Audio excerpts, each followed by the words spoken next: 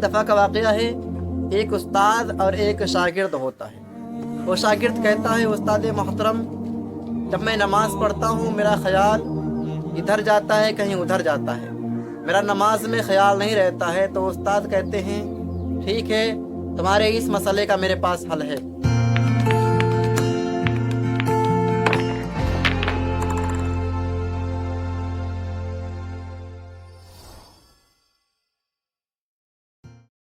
اللہ رب محمد صلی اللہ علیہ وسلم ونحن عباد محمد صلی اللہ علیہ وسلم ونادى به وصحبه يا حمد الظهور وكرم صلوا على الحبيب صلی اللہ تعالی علیہ وسلم۔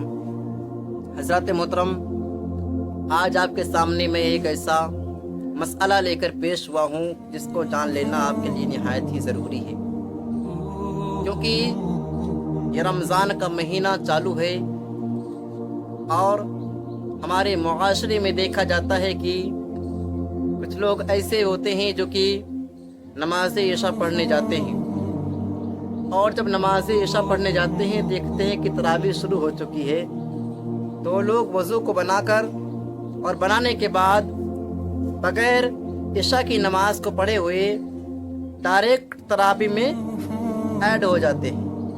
تو کیا ایسا کرنا درست ہے؟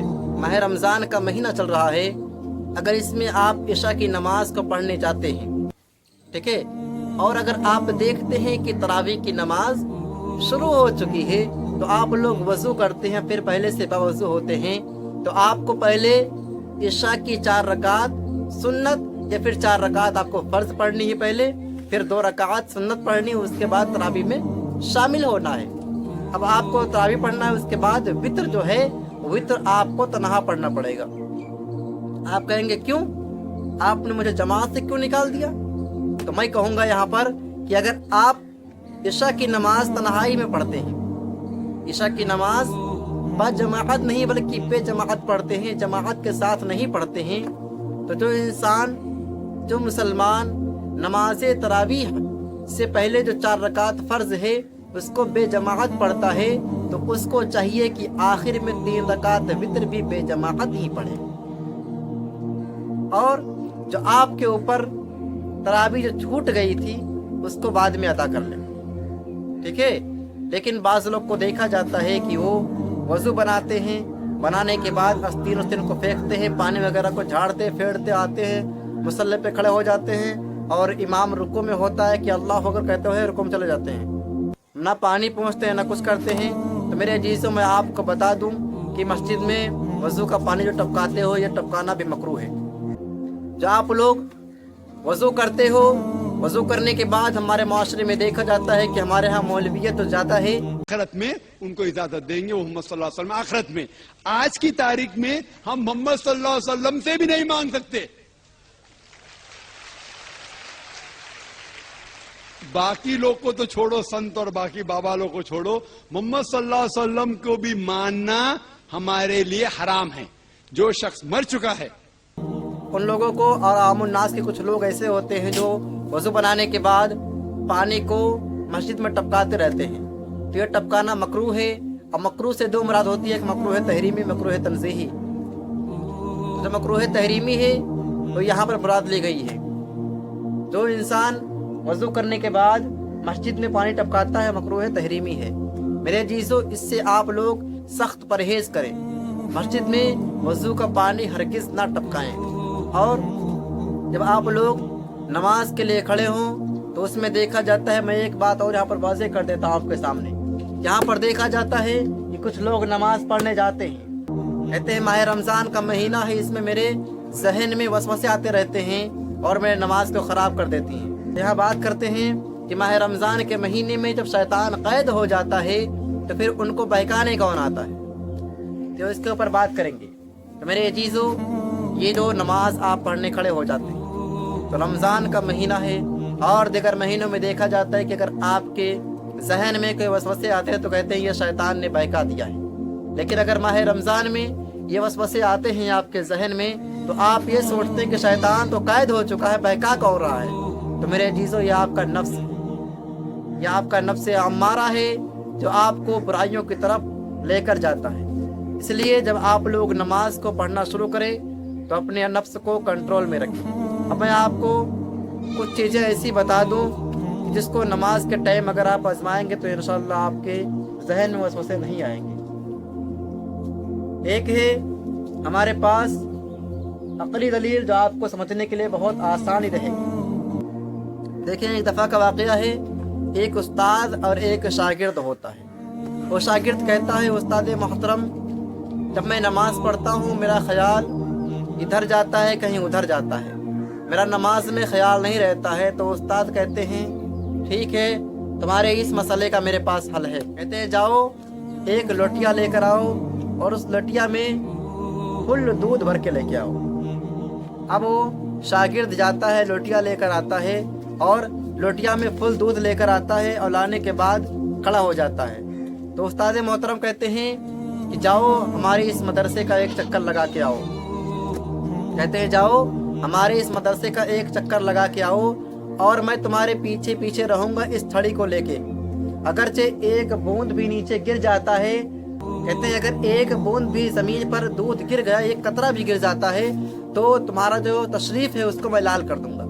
अब वो शागिर्द लोटिया को देखते हुए हाथ में पकड़े हुए मदरसे के चारों ओर चक्कर लगाता है। आकर के उस्ताद मोहतरम के पास खड़ा हो जाता है। उस्ताद मोहतरम पूछते हैं, शागिर्द क्या हुआ, क्या दूध का एक कतरा भी गिरा? तो शागिर्द कहता है, नहीं गिरा। तो उस्ताद मोहतरम कहते हैं, कैसे नहीं गिरा? तो शागिर्द कहता है कि मैंने पूरी तवज्जो इस लोटिया पे रखी थी। अगर मैं इस लोटिया पर तवज्जो नहीं रखता तो ही जो मैंने लोटिया में दूध लिए हैं ये तकरीबन एक पाव ख़त्म हो जाता, अगर से 1 लीटर है तो, क्योंकि ये छलक जाता, गिर जाता। लेकिन मुझे आपके इस छड़ी का खौफ था, आपके इस छड़ी का मुझे मेरे दिल में खौफ था, इसलिए मैंने लोटिया से एक कतरे भी दूध को नहीं गिरने दिया। तो मेरे जीजो, जब एक उस्ताद का इतना खौफ होता है कि एक लोटिया में से एक कतरा भी दूध का नहीं गिरता है, तो क्या आपके दिल में रब का खौफ नहीं है? अगरचे आपके दिल में रब का खौफ है तो आपका जहन कहीं नहीं जाएगा। ये मिसाल था मेरा आपको समझाने के लिए। लेकिन अगर आपके दिल में अल्लाह का खौफ है तो आपका जहन नमाज से कहीं नहीं जाएगा। लेकिन अगर आपके दिल में रब का खौफ नहीं बल्कि दुनिया की मोहब्बत है, जिसके बारे में रब फरमाता है, अमल हयात दुनिया इल्ला मताउल गुरूर, तो अगर आपके दिल में इसी दुनिया की मोहब्बत है तो आपका जहन इधर उधर जरूर भटकेगा। लेकिन अगर आपके दिल में रब की मोहब्बत है, रब की चाहत है, नमाज से मोहब्बत है, आप चाहते हैं कि नमाज में पढ़ता हूँ, रब का दीदार करता हूँ, तो इंशाअल्लाह आपका जहन कहीं नहीं भटकेगा। आप ये सोचें कि जो मैं नमाज अदा कर रहा हूँ, ये नमाज शायद मेरी ज़िंदगी में आखिरी नमाज हो। जो मैं ये नमाज फजर या ज़ुहर या असर या मगरिब या इशा या तरावी या कोई भी नमाज अदा कर रहे हो, तो ये सोचो कि मालूम नहीं ये नमाज मेरी ज़िंदगी का आखिरी नमाज हो, इसके बाद मेरे ऊपर नमाज पढ़ दी जाएगी। मेरे जीजो, ये ख्याल आपने दिल में रखें। अगर ये ख्याल आपके दिल में रहेगा तो इंशाअल्लाह आपकी नमाज ख़राब नहीं होगी। लेकिन अगर आपके दिल में ये ख्याल नहीं रहा, आप ये सोचते हैं कि मैं नमाज, अभी मैं काम कर रहा हूँ, जाके नमाज पढ़ूंगा और फिर आगे ही काम करूँगा।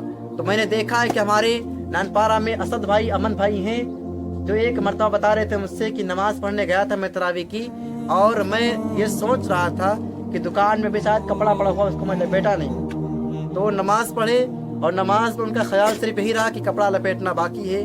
तो उसके बाद नमाज पढ़ते हैं, जाते हैं, कपड़ा को देखते हैं, दुकान खोलते हैं, देखते हैं कपड़ा सच में लपेटा हुआ नहीं मिलता उनको। तो उनका ख्याल असल में नमाज में नहीं था, बल्कि उनका ख्याल उस कपड़े में था। तो अगर आपका ख्याल दुकान में रहेगा फिर आपकी नमाज मुकम्मल कैसे होगी? अगर आपका ख्याल जब नमाज के लिए जाओ तो सिर्फ नमाज में रखो। अल्लामा इकबाल फरमाते हैं, गुनाह को छोड़ के आए थे हम नमाज के लिए, गुनाह को छोड़ के आए थे हम नमाज के लिए, इसी नमाज में जल्दी करते हैं फिर उसी गुनाह के लिए। मेरे अजीजों, जब आप लोग नमाज पढ़ने के लिए जाओ तो आप लोग अपने सारे कामों को यूं छोड़ दो, जैसे आप ये सोच लो कि मैं दुनिया को छोड़ चुका हूँ। ये सोच लो कि मैं दुनिया को छोड़ चुका हूँ। आप अल्लाह को राज़ी करें। जिस टाइम आप सारे काम को करें, लेकिन आपके कान में जब आवाज़ आए हय्या अला सलाह का, आओ कामयाबी की तरफ, हय्या अला सलाह हय्या अल फलाह, तो आप लोग दौड़ते हुए जाओ मस्जिद की तरफ और नमाजें पढ़ो।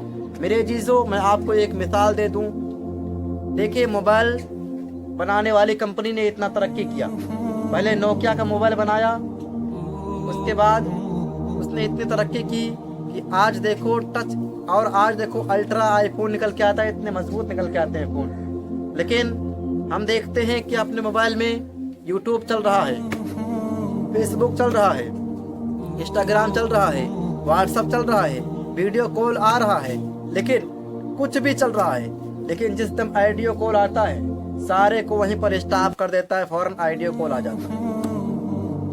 देखिए इतनी तरक्की होने के बाद हमारा मोबाइल का जो मकसद था सिर्फ कॉल का, तो आप यूट्यूब देखो, कुछ भी देखो, यूट्यूब देख रहे हो, कॉल आ गया, यूट्यूब स्टॉप हो गया, आपका कॉल जारी हो गया। फेसबुक देख रहे हो, फेसबुक का वीडियो स्टॉप हो गया, आपका कॉल जारी हो गया। कुछ भी कर रहे हो आप, सारा काम बंद हो जाता है, कॉल जारी हो जाता है। मैं इस मिसाल को समझा रहा हूँ आपके लिए कि आप कोई भी काम करें, अजान हो रही हो, सारे काम को स्टॉप कर दो, चलो नमाज के लिए।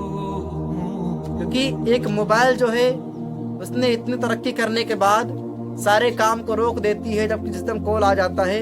तो आप कौन से इंसान हैं? आप कौन से इंसान हैं? क्या आप अल्लाह का फरमान नहीं, अल्लाह के फरमान को फॉलो नहीं करते? अजान हो रही है, मोबाइल चालू है, मोबाइल को स्टॉप कर देते हैं कमबख्त, और मुंह से बातें जारी है। हुजूर फरमाते हैं जो इंसान वक्त अजान होने के टाइम मोबाइल को स्टॉप करता नहीं करता, कमबख्त अलग बात है। हुजूर फरमाते हैं जो इंसान अजान होने के टाइम बातचीत करता है, अंदेशा है कि उसको मरने के वक्त कलमा नसीब नहीं होगा।